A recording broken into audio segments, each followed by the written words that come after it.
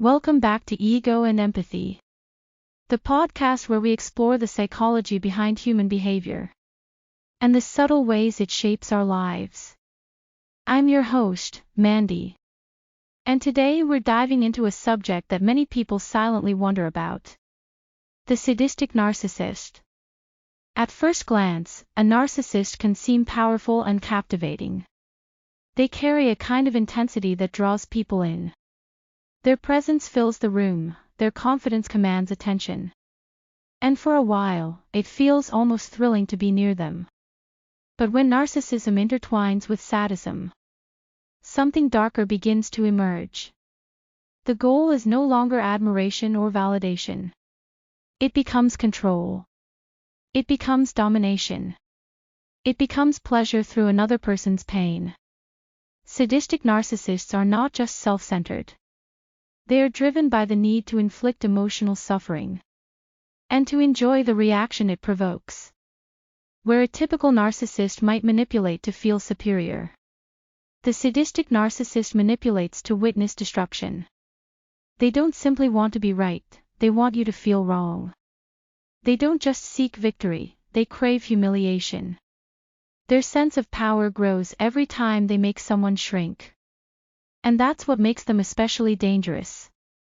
To understand the sadistic narcissist, we have to look beneath the surface of cruelty. This behavior doesn't appear from nowhere. It often begins in early life with deep emotional wounds that were never acknowledged or healed. A child who learns that vulnerability equals danger may grow into an adult who finds safety in dominance. Power becomes their shield, and empathy becomes their enemy. Some research suggests that sadistic traits are reinforced by feelings of powerlessness and shame. The individual learns to reverse those emotions by creating them in others.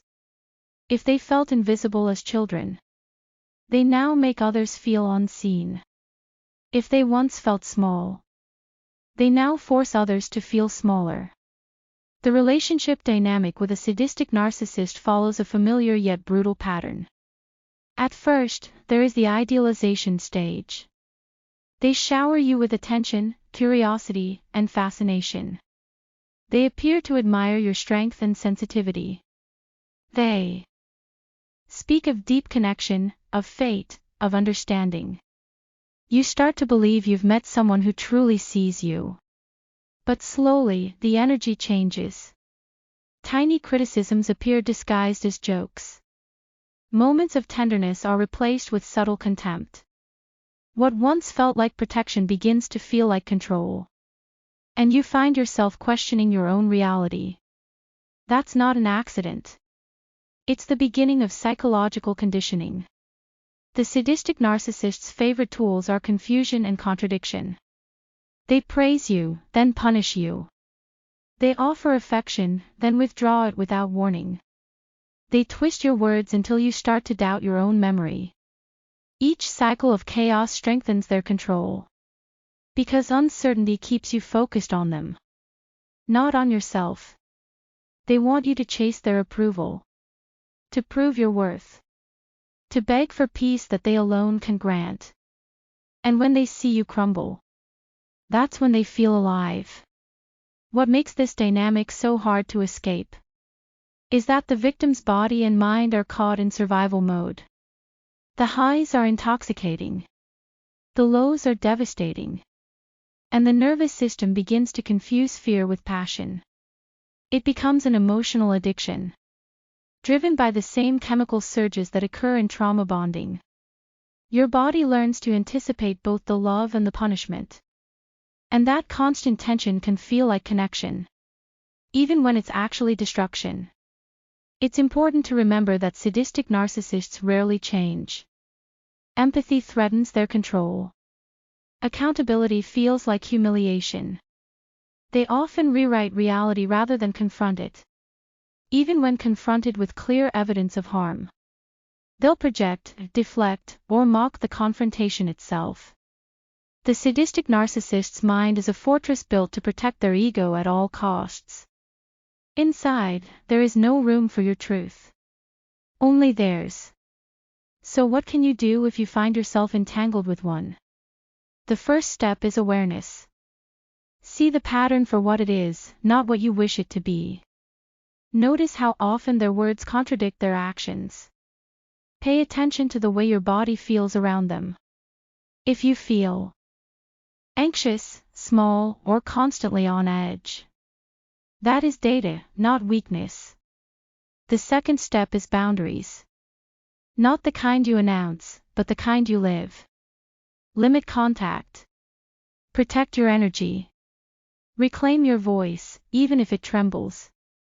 And perhaps the hardest step of all, accept that you will never receive closure from someone who enjoys your confusion. Your healing will not come from their apology. It will come from your decision to stop participating in their cycle. Escaping a sadistic narcissist is not just about leaving. It's about unlearning. Unlearning the belief that cruelty is passion. That chaos means love. That pain is the price of connection. Healing involves relearning what safety feels like. It means finding relationships where calm is not boring. Where kindness is not a trap. Where empathy does not hide an agenda. And it begins the moment you stop asking why they hurt you, and start asking why you stayed. Because when you understand that, you begin to reclaim your power. The sadistic narcissist feeds on reaction.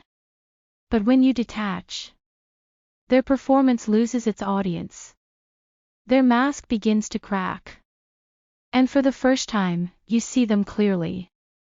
Not as the omnipotent figure they pretend to be, but as the frightened, fractured person they truly are. You are not broken for being drawn to someone who seemed magnetic. You were responding to patterns your nervous system learned long ago. Now you have the chance to rewrite them. To choose peace over intensity, truth over illusion, and self-respect over survival. That is where healing begins. Thank you for joining me on this episode of Ego and Empathy. If today's topic resonated with you, know that you're not alone. These dynamics thrive in silence. But awareness is their undoing. Until next time, I'm Mandy, reminding you that empathy without boundaries becomes self-destruction. And boundaries without empathy become walls. Finding the balance is where real healing lives.